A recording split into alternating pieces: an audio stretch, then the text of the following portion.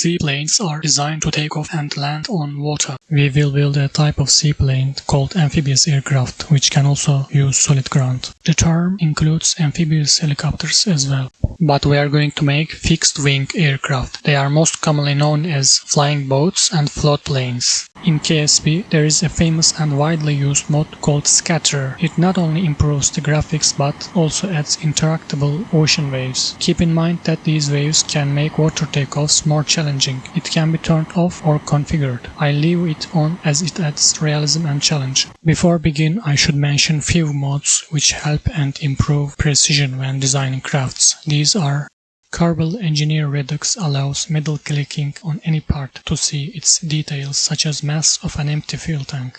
RCS Build Aid shows center of dry mass of the vehicle. Editor extension Redux makes your life easier by adding auto struts to every part with single click. Part Angle Display Mode allows you to surface attach parts at accurate angles. Gull is a stock amphibious aircraft with over 40 parts. We are going to make more practical one under 30 Tier 4 parts, also with better speed, range and science equipment. Let's start with the Science Junior. I will attach most parts to it. Since its shape is cylindrical, we can be certain that the attached parts won't be unintentionally rotated. Drain monopropellant, which we won't use. The Mk1 fuel tank, structural fuselage and tail connector will serve as the main body for floating on water. Minimizing the drag of parts that interact with the water is highly important.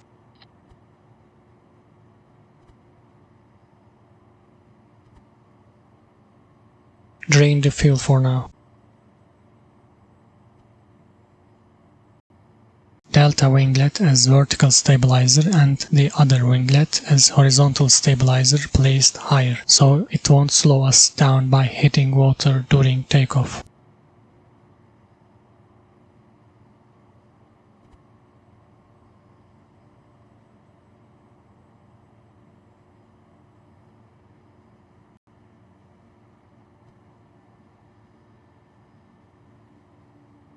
Main landing gear must be very close to center of mass, which should be right around here.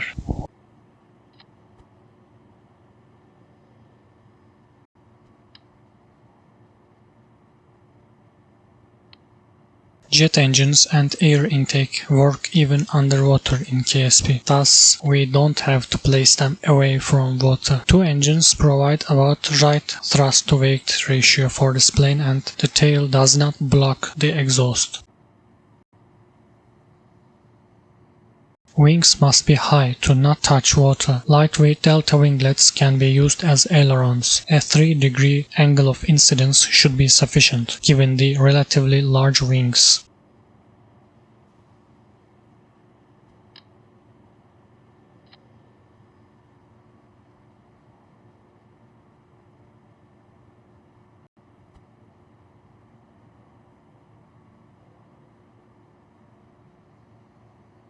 Another pair of winglets will function as both flaps and sponsons on water, positioned slightly in front of the center of mass. It will also help the pilot climb to the cockpit. Science equipment must be within reach of the pilot, hanging from the door.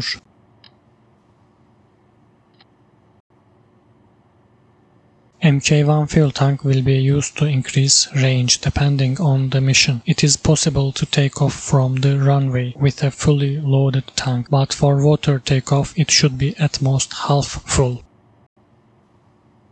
Make sure that center of lift is slightly behind of the both dry and wet center of mass at any fuel level. Red sphere shows dry center of mass.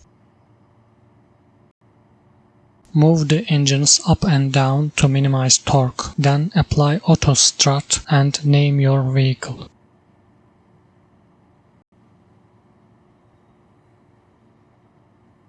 In the first flight test, it struggled to take off from water, so I moved the wings closer to center of mass. Let's see how it performs. Flap control should be added to action groups if possible.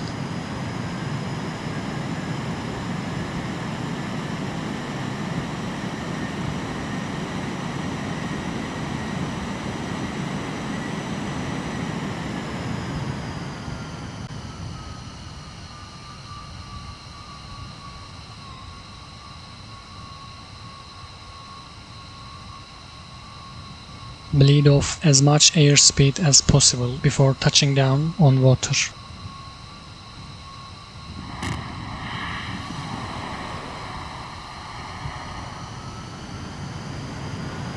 We took off from the island airfield.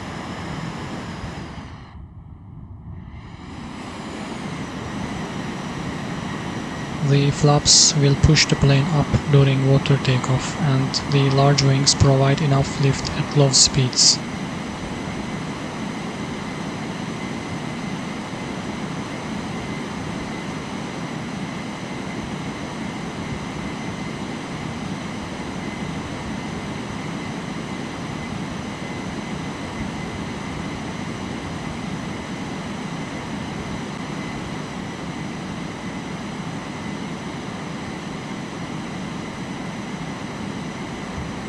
It has a top speed of 200 meters per second and endurance of approximately 1 hour.